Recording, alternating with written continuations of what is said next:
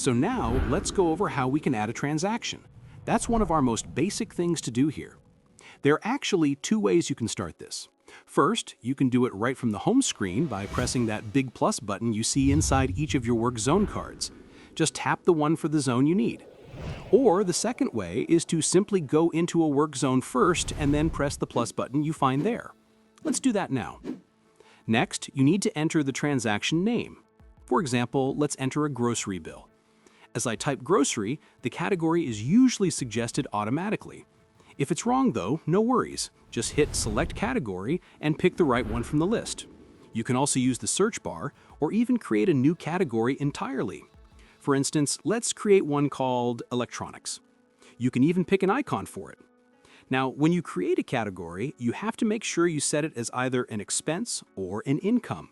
Of course, most of the time we'll be dealing with expenses. Once you've done that, you'll be taken to the Amount screen.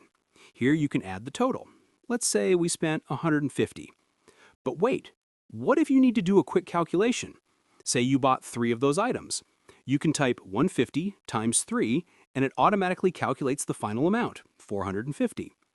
You can also add a note here. Maybe we bought a laptop, so you could jot down the serial number or something helpful like that. You can also add an attachment by clicking the Attach button, which lets you either take a picture of the receipt or choose a file you already have. You click on the calendar icon and change the date too. There's another important option on top called Tax Deductible, right on top. Flipping this switch simply flags the expense is something you can write off for taxes. By default, the source will be your default account, but you can easily change that by tapping on this section. This will show you the other accounts you have available in this work zone. You can even source this transaction from another work zone you own, like maybe your business works on. Just select it, and you can pick an account from those as well. Once you've double-checked everything, you just press Add Expense, and the transaction is successfully added.